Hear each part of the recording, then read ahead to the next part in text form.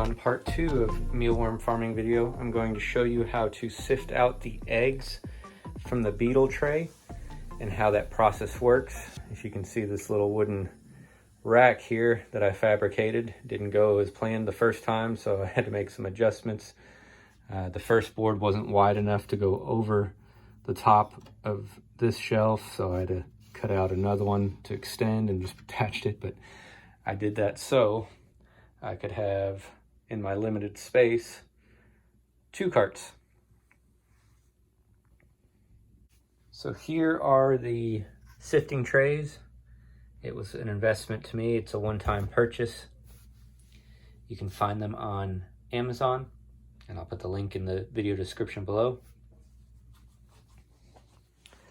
To sift them out, these are made to sit on 5-gallon buckets, so they work very nice. This is the 1/8 size. There's 2 smaller than that, and we use the smaller ones to sift out the frass from the mealworms themselves. But today is going to be a video on, again, removing the eggs from the beetle trays. Here is the beetle tray.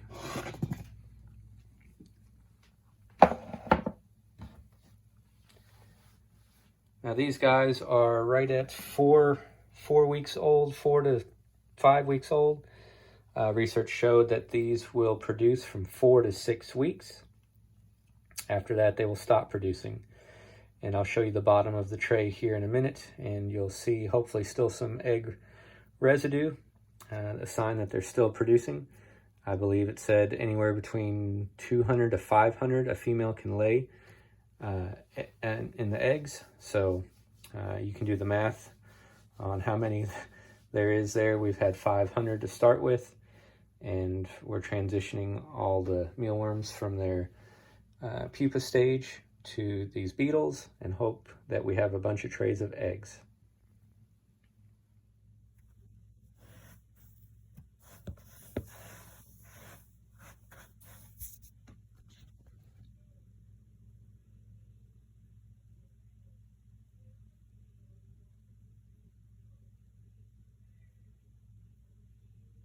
If you see the wiggling in there, super small.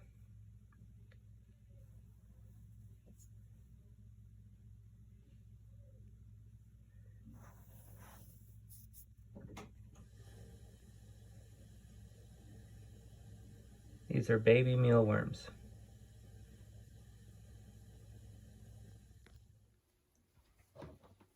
So what I'll do is take all the beetles, the old carrots and potatoes I'll remove. Then I will dump them into the 1/8 strainer.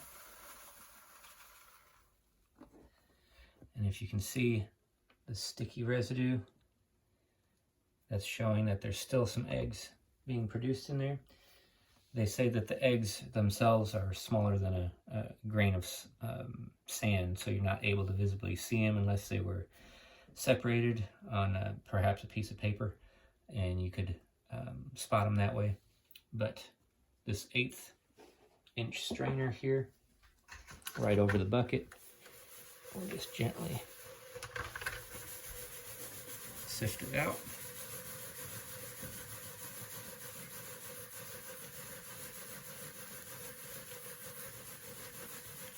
And at the beetle stage, they don't produce a whole lot of frass.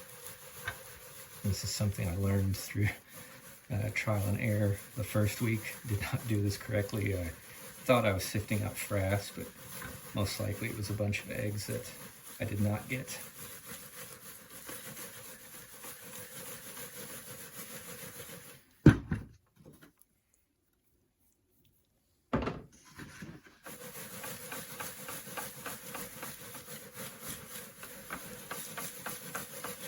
All right, so that's good. There might be 1 or 2 beetles that have deceased, and we'll remove those out. But for the most part, this is all we need to strain out. I'll put this back in the bin.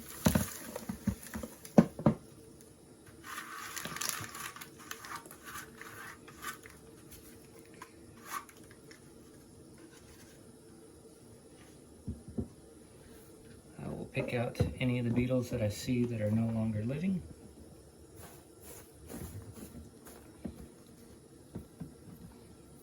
Again, these are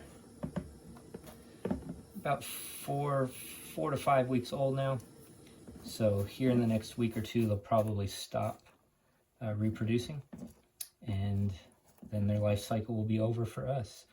The chickens and ducks will get the beetles, and we have all the eggs essentially in there. And what we'll do is we'll put this in its own container.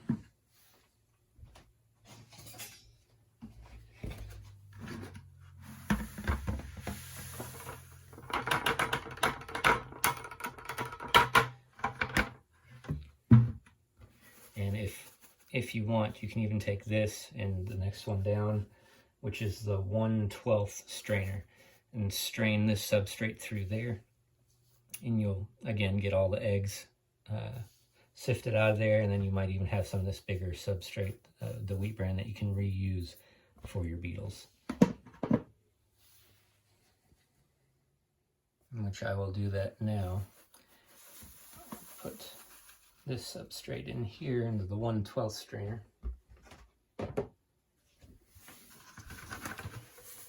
And again,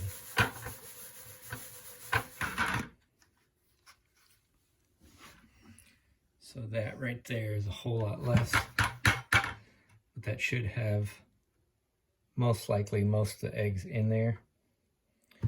This substrate here can be reused. Like I said, the eggs are less than the size of a grain of sand, so it should fall through here just fine. And if there's a few eggs left in this substrate, it's not a big deal. It's going right back into the beetles' habitat anyway, which are reproducing.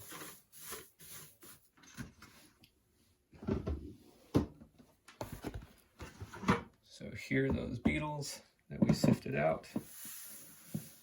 Put this wheat bran back in.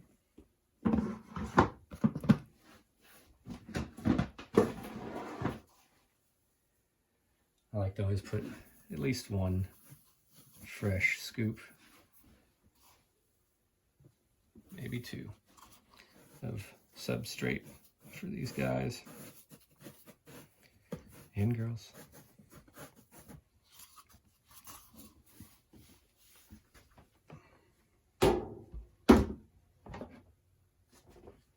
They do like it dark, so I will put in, this is just milk carton. You can do paper towel rolls. I actually like to do 2 or 3 carrots. See, that guy's still moving, so he's good. And 1 or 2 slices of potatoes. The mealworms themselves enjoy the potatoes, I feel like, more than the beetles do. So I tend to give the beetles a carrot or 2 more. So here's the actual, after the 1/12 strain, this should contain any eggs that the beetles did have. Again, they produce 4 to 6 weeks. So this will be the 4th or 5th week. So the eggs should be a limited number in here. So as I go through my rotation, the newer beetles, when I sift them out in a week or 2, I will add their eggs into here. And I put probably 3 to 4 weeks worth of eggs into each bin, and no more than that. This way it allows the larvae, the mealworms themselves, to kind of grow in the same stage of life. So here's that second bin we're going to do today.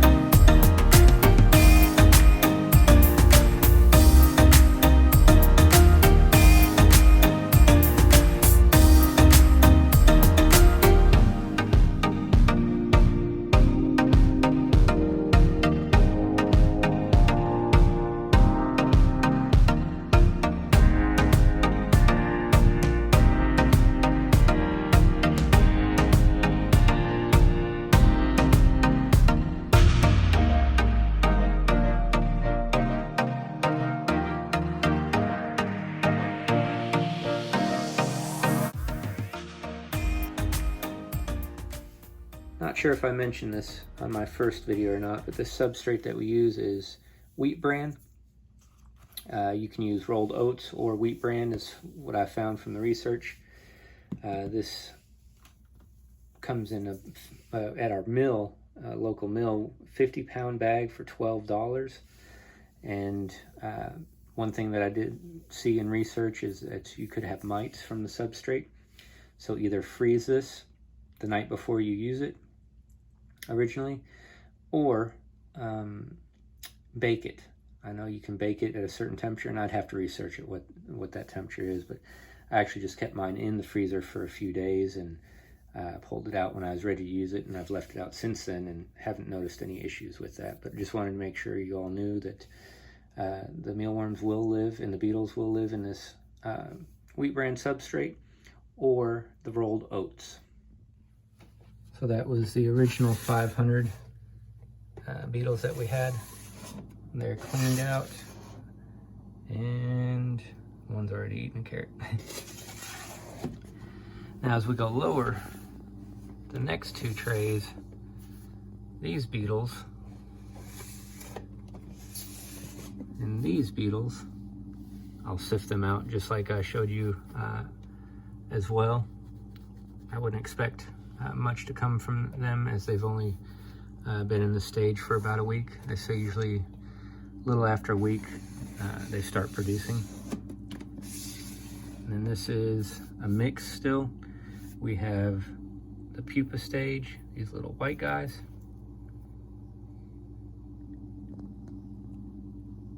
There it is. And then the mealworms themselves, and probably some that have transitioned into beetles already, which is kind of difficult to keep up with. But these other 4 trays, I will sift out the frass. I'll get the pupas all in their own container the best I can, and then the mealworms back in the mealworm container. But again, I started out with 5,000 mealworms and 500 beetles. So potentially all my mealworms can turn into the darkling beetles, and that would be 5,000 beetles. And the females can produce 200 to 500 eggs. Is that right? Yeah. So that's potentially a lot of mealworms. So that'll be the next video.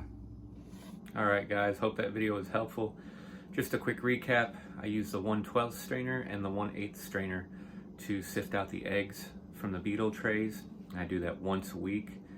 You should get anywhere between 4 to 6 sifts, 4 to 6 weeks if you're doing it on that cycle to get eggs. I put them in their own container, let them grow, and it could be, I think research that I found said 3 to 19 days they start hatching, but 3 to 4 weeks is probably when you'll start to see the small baby mealworms move around in there.